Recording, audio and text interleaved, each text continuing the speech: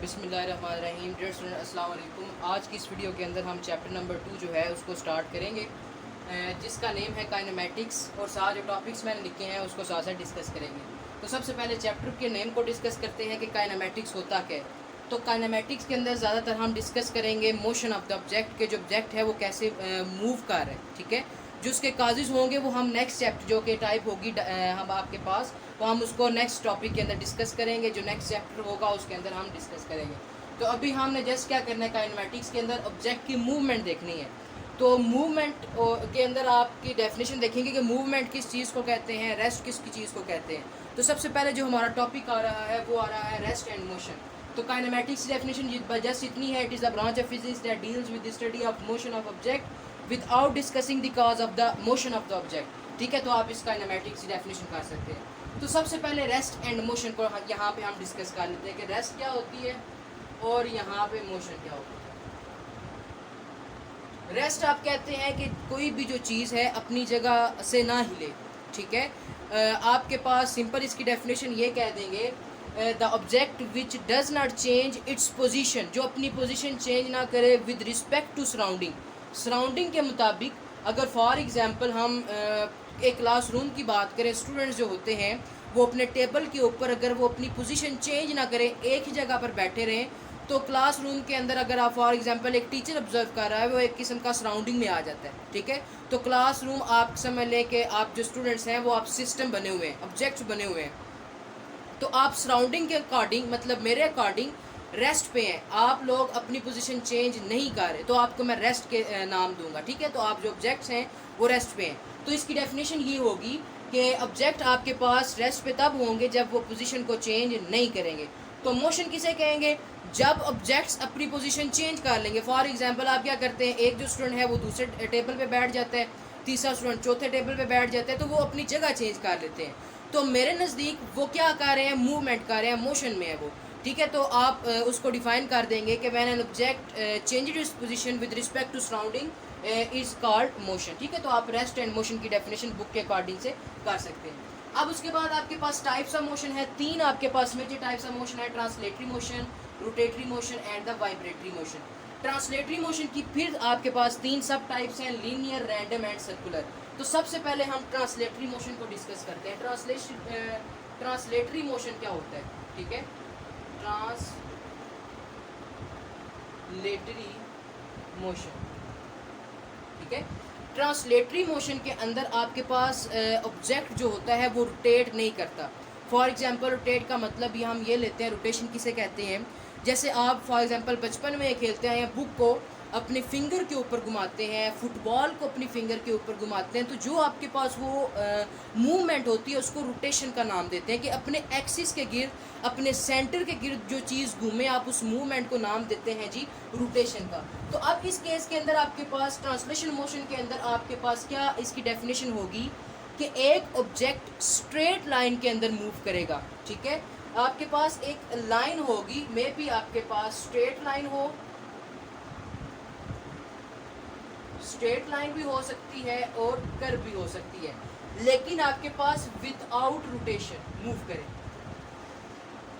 Without rotation.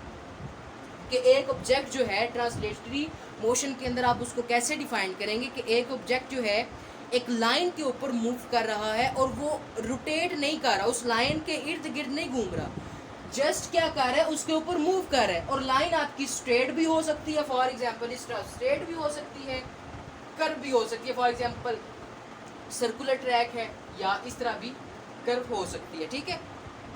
तो ये आपके पास ट्रांसलेटरी मोशन। लीनियर मोशन, और अगर आपके पास जो ऑब्जेक्ट जो है सिंपल स्ट्रेट लाइन के अंदर मूव करे, straight line motion of a body is called linear motion.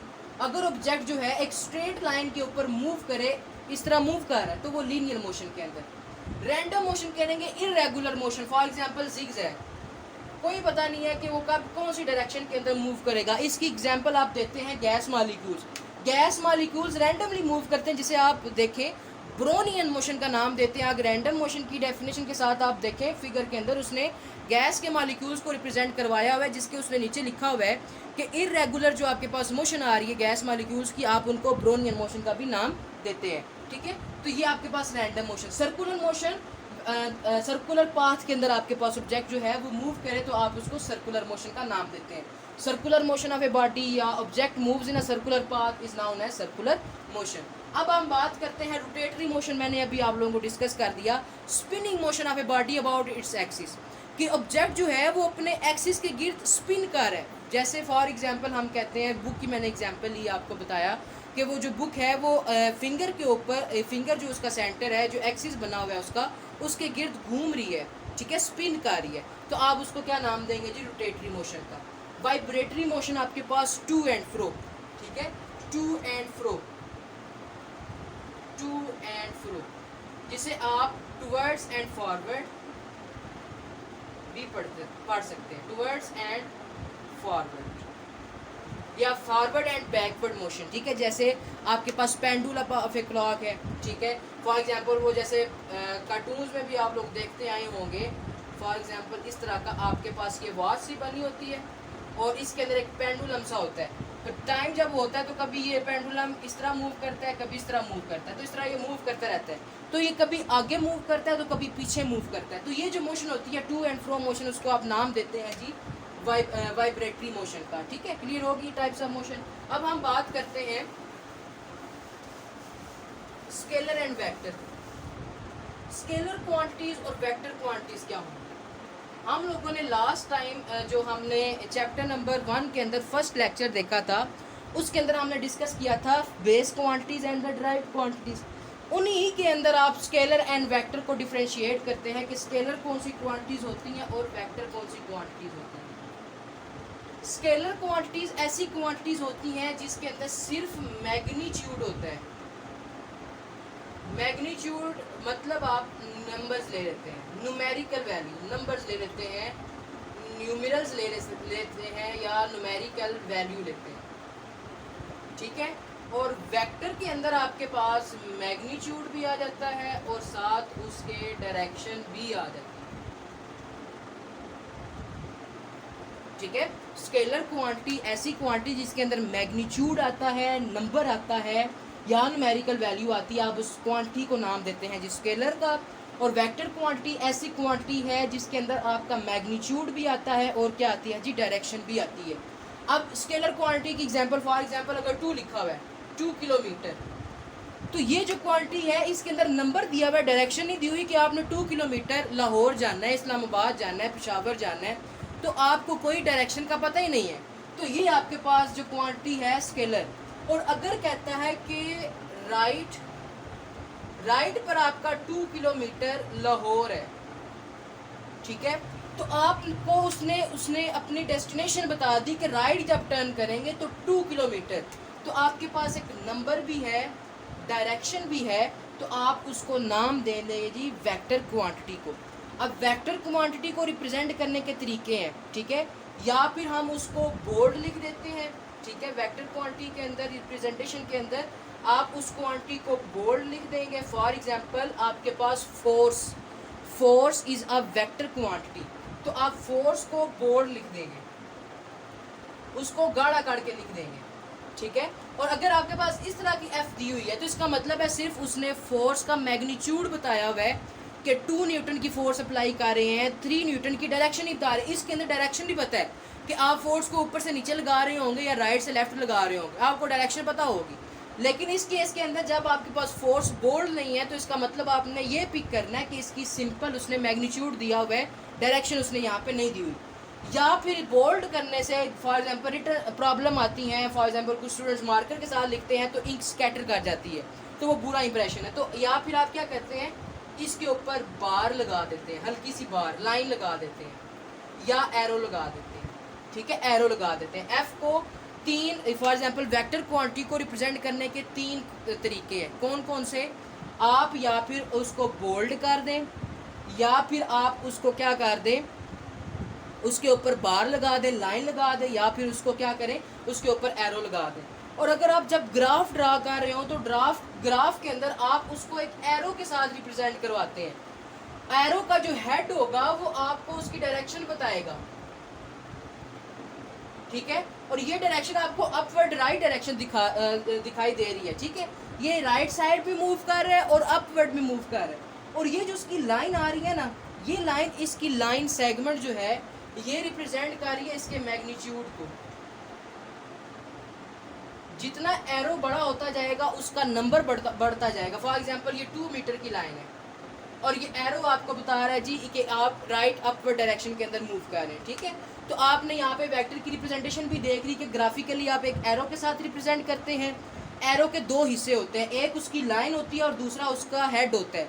जो लाइन होती है वो मैग्नीट्यूड बताता है कि ये 2 मीटर है। फॉर एग्जांपल ये इस तरह का भी आपके पास नीचे एरो है, तो इसकी देखिए जो लाइन सेगमेंट है वो छोटी है, तो इसका मतलब है मैग्नीट्यूड छोटा है। ये 0.1 मीटर हो सकता है, 0.5 मीटर हो सकता है।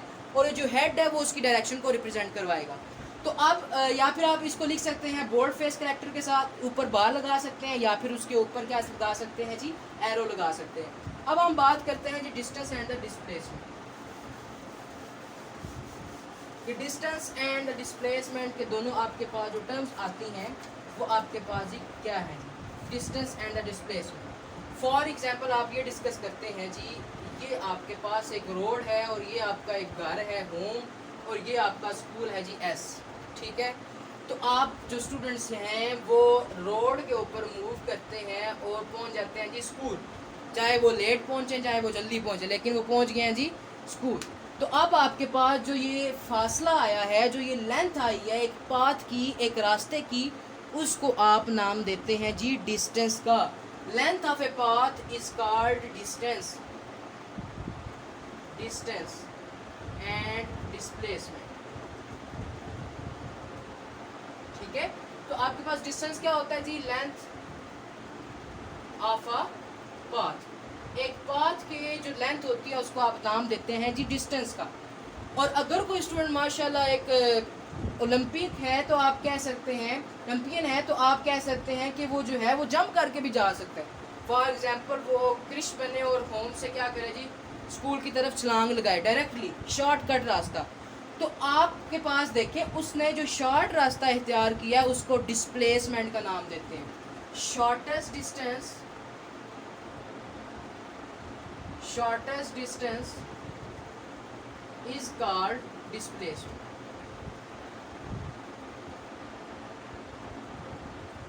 और इसके अंदर डायरेक्शन भी रिप्रेजेंट होगी कि उसने घर से स्कूल की तरफ छलांग लगाई है या स्कूल से घर की तरफ छलांग लगाई है। तो इसका मतलब है displacement is a vector quantity, ये वेक्टर है और ये आपके पास क्या होगी जी, स्केलर क्वांटिटी होगी। डिस्टेंस को आप कैसे मेजर करेंगे, या फिर आपके पास जो डिस्प्लेसमेंट आएगी उसको आप सिंपल डी के साथ ही रिप्रेजेंट करवाते आते हैं, ठीक है। तो आप इसकी जगह डिस्टेंस की जगह एस भी यूज़ कर सकते हैं, ठीक है। एस यूज़ करते हैं डिस्टेंस के लिए, डिस्टेंस के लिए आप एस यूज़ करते हैं और डिस्प्लेसमेंट के लिए आप यूज़ करते हैं जी, डिस्प्लेसमेंट के लिए स्मॉल डी। इस तरह डिस्प्लेसमेंट के लिए स्मॉल डी ऊपर बार लगा सकते हैं क्योंकि एक या वेक्टर क्वांटिटी और डिस्टेंस आपके पास एस है, वो आपके पास स्केलर क्वांटिटी, ये होगा डिस्टेंस एंड डिस्प्लेसमेंट। अब बात करते हैं वेलोसिटी की। वेलोसिटी क्या होती है जी, वेलोसिटी अगर टाइम के साथ साथ डिस्टेंस चेंज होता जाए, change of distance with time, ठीक है, तो उसको नाम दे देंगे जी वेलोसिटी का। और अगर इक्वली चेंज आता जाए, फॉर एग्जांपल मैं कहता हूँ जी कि डिस्टेंस चेंज आ रहा है, 1 मिनट में आप 2 किलोमीटर का रहे हैं, 2 मिनट में 4 किलोमीटर का लेंगे, ठीक है। इसी तरह 3 मिनट में आप 6 किलोमीटर का लेंगे। तो आप इक्वली यूनिफॉर्मली जो है वो चीज़ को चेंज कर रहे हैं, तो आपके पास जो वेलोसिटी आएगी उसको यूनिफॉर्म वेलोसिटी का नाम दे देंगे, ठीक है। आप इक्वल चेंज करेंगे डिस्टेंस के अंदर in equal interval of time, however the short the interval में भी, बेशक आपका जो इंटरवल है छोटा ही क्यों ना हो, तब भी आप उसको नाम दे देंगे जी यूनिफॉर्म वेलोसिटी का। वेलोसिटी की डेफिनेशन प्रिपेयर कर ले तो यूनिफॉर्म वेलोसिटी की जगह जस्ट आपने इक्वल इंटरवल ही लगाना होगा। Change in equal interval of time या change of distance, uniform distance in equal interval of time, however the short the interval में भी, तो आपकी डेफिनेशन हो जाएगी यूनिफॉर्म वेलोसिटी की। तो इसका फार्मूला भी बना सकते हैं डिस्टेंस का, वेलोसिटी का, कि डिस्टेंस डिवाइडेड बाय टाइम।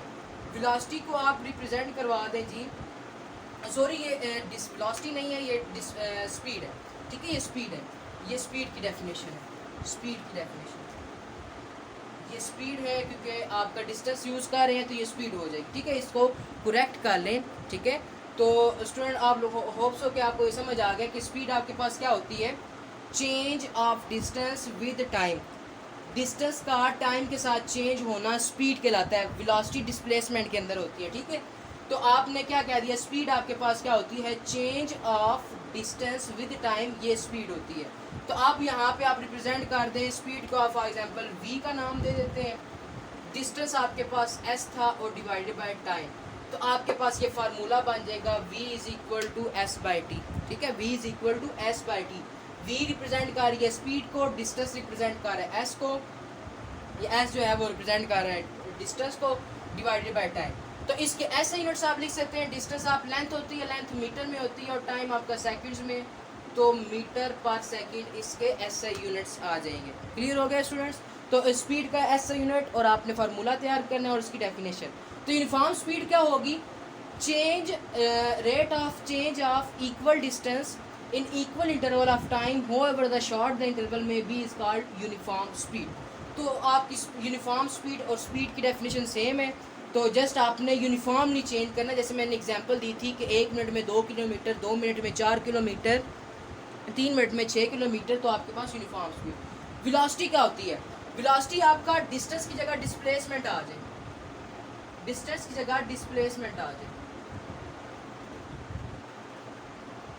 तो आपकी जो पास टर्म बनेगी वो आप क्या बन जाएगी जी, वेलोसिटी, ठीक है।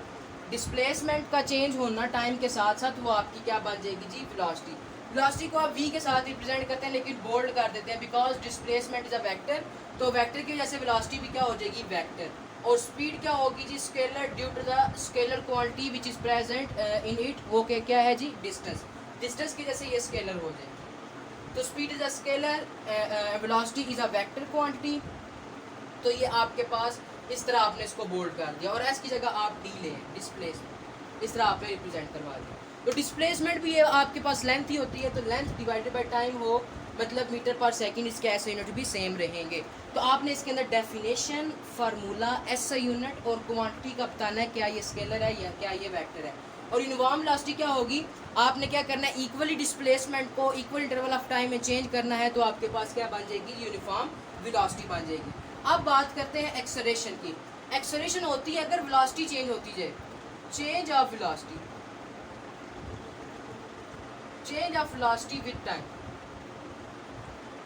विद टाइम, मैं स्मॉल टी लिखने लगी, तो आप उसको नाम देंगे जी एक्सेलरेशन, और एक्सेलरेशन को ए के साथ रिप्रेजेंट करते हैं और ऊपर बार लगा देते हैं, क्योंकि वेलोसिटी भी आपके पास एक वेक्टर क्वांटिटी है। तो आप इसका फार्मूला बनाएं, तो फार्मूला बन जाएगा v बाई टी, और इसके अगर एस यूनिट बनाए तो v के आपने भी निकालने हैं मीटर पर सेकंड, सेकंड जब सेकंड ऊपर जाएगा तो ये भी पर सेकंड हो जाएगा,